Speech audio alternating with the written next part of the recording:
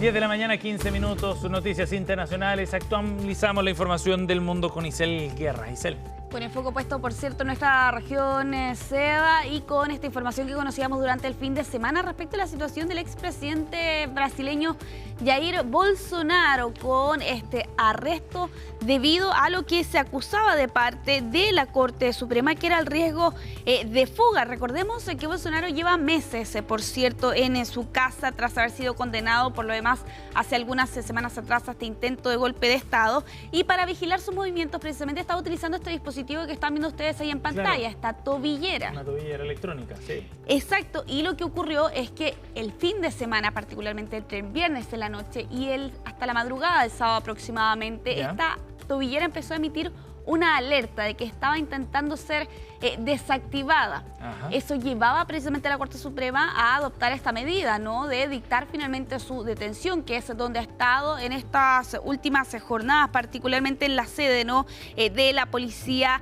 en Brasilia. Y claro, desde ese momento, debido al alto riesgo de fuga concreto, como señala por cierto el magistrado, y a la amenaza al orden público, es que precisamente Bolsonaro ha tenido que enfrentar esta situación, y esto también lo ha llevado a él a declarar ante la policía qué fue lo que ocurrió exactamente. Y él niega haber intentado fugarse.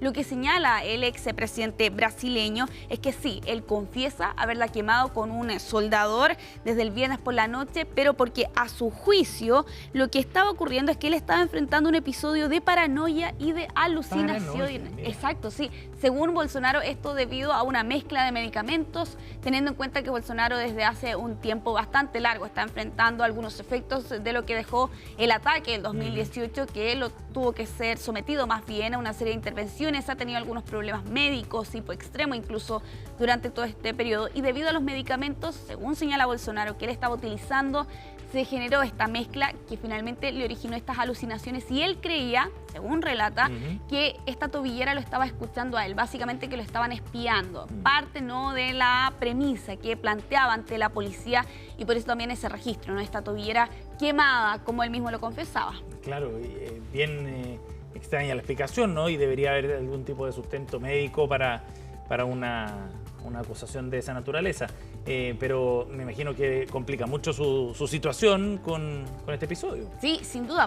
Teniendo en cuenta por lo demás que ya lo habíamos mencionado el pasado día viernes por la tarde, su defensa precisamente está solicitando a la Corte Suprema que su condena sea no tras las rejas en una cárcel, sino que precisamente en su residencia, como una especie de prisión domiciliaria. Una decisión que por lo demás hasta este momento, Seba, no ha sido adoptada a fondo. Eso sigue precisamente en una revisión de parte de los magistrados del máximo tribunal brasileño. Y claro, ahora con este hecho que ocurría durante este fin de semana y con también lo que hemos estado revisando en estas imágenes, ¿no? Adherentes precisamente a las afueras de la Policía Federal allí en Brasilia, Michel Bolsonaro, que por lo demás también llegaba durante este fin de semana a visitarlo por 2 horas, según relatan aquí los medios locales. Y claro, con la duda, ¿no?, de qué va a hacer finalmente Jair Bolsonaro en medio de todo lo que ha estado ocurriendo con este lío judicial que se ha arrastrado este último tiempo. Vamos a quedar al pendiente, por cierto, de lo que está ocurriendo allí en Brasil, pero hay más temas por revisar. Vamos a continuar también con otro hecho que conocíamos durante este fin de semana, las conversaciones entre Estados Unidos y Ucrania para poder alcanzar un acuerdo de paz. Todo esto cuando el foco la semana pasada estuvo puesto precisamente en estos esfuerzos entre Washington y Moscú, que dejaban varios roces en Kiev y también en el resto de los países europeos porque no estaban considerados en esas negociaciones. Claro. Y ahora, con lo que ocurría el día de ayer en Ginebra, ¿no?, con la delegación estadounidense y ucraniana reunidos para intentar zanjar y dejar atrás las diferencias, teniendo en cuenta que la propuesta, este plan de 28 puntos, se entendía que era más bien Ucrania la que iba a tener que ceder en casi todos los puntos, por no decir en todos, ¿no? Incluyendo territorio, ¿no? Exacto, y es un punto que Zelensky lo había señalado en otras oportunidades, una línea roja precisamente para la nación europea. Lo que hemos conocido en estas últimas horas, Seba, es que se ha analizado una nueva versión de este plan. No se han entregado detalles ni de parte de Estados Unidos ni de parte de Ucrania, pero aparentemente el foco estaría puesto más bien en blindar a Ucrania con garantías de seguridad. Esto quiere decir defenderla en caso de una nueva agresión. una especie de disuasión, ¿no? Claro, contra Rusia. Contra Rusia, sí. Y claro, aquí las declaraciones que hemos escuchado en estas últimas horas, debido a que esto ocurría el día de ayer, de parte, por ejemplo, de Marco Rubio, ¿no?, el secretario de Estado de Estados Unidos, él señalaba que se han hecho enormes progresos y que puede decir que los puntos que siguen pendientes no son insuperables, simplemente necesitamos más tiempo, señalaba Rubio en declaraciones ante la prensa. Zelensky también señalaba que esta nueva versión refleja la mayoría de las prioridades clave, pero ojo, con la paciencia que perdía Trump durante este fin de semana. El sábado, sin ir más lejos, tildaba a Zelensky de desagradecido por no apreciar los esfuerzos estadounidenses. Era el tono con el que el presidente de Estados Unidos se estaba refiriendo a su homólogo ucraniano, teniendo en cuenta que la Casa Blanca había impuesto este plazo hasta el próximo jueves, hasta el 27, ¿no?, de este mes, para que Zelensky se refiriera a este plan que había estado siendo negociado entre Estados Unidos y Rusia, y que tanto Ucrania como el resto de Europa miraban con malos ojos porque no habían sido involucrados, por cierto, en esa conversación. Vamos a avanzar, vamos a continuar en Pakistán con estas imágenes de un atentado suicida que ocurría durante esta jornada allí en Peshawar. Están viendo ustedes el registro de una cámara de seguridad de que a eso de las 8 de la mañana, Seba, ocurría esta explosión a las afueras de una sede de fuerza paramilitar, donde lamentablemente 3 personas perdieron la vida. Un hombre se inmoló, otras 2 personas intentaron ingresar hasta este recinto, pero fueron detenidas. Y claro, con estas muertes que han sido confirmadas durante esta jornada, aparentemente perpetrado este ataque por talibanes pakistaníes, y claro, con un aumento en las tensiones, Seba, que otra vez se registra en Pakistán.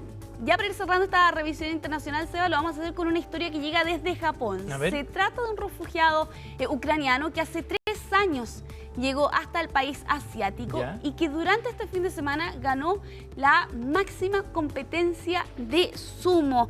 Se trata de Danilo Yabushishin, que su nombre en el ring es Aoni Shiki, que es azul en japonés, haciendo alusión a los colores de la bandera ucraniana, y que ahora se ha convertido en toda una figura en la nación asiática. Este luchador de sumo refugiado ucraniano de 21 años, y porque él este fin de semana ganó una competencia de sumo de nivel elite. Se trata del gran torneo de sumo de este mes de noviembre, y derrota a un competidor por lo demás de altísimo nivel que nació en Mongolia. Y claro, su historia, que incluso ha dado paso a una serie de reportajes documentales, incluso en Japón. Él huyó de la invasión de Rusia sobre Ucrania hace 3 años atrás. Decidió viajar solo con 18 años, precisamente hasta la nación asiática.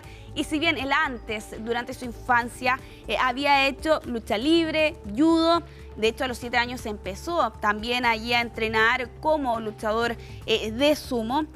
Cuando comenzó la guerra hace ya casi 4 años atrás, él pensó que su corta carrera de sumo había quedado allí, y él decide, en esta decisión que algunos podrían calificar incluso de arriesgada, de abandonar a su familia, que había buscado refugio en Alemania, y comenzar también allí una nueva etapa en su vida. Y es por eso que decide ir a Japón con solo 18 años y comenzar esta meteórica carrera que lo tiene entre las principales figuras en Asia. Y es bien importante e impresionante la nota, ¿no? Y el hecho de que un extranjero logre llegar tan lejos, digamos, en este deporte, porque el sumo se origina en Japón.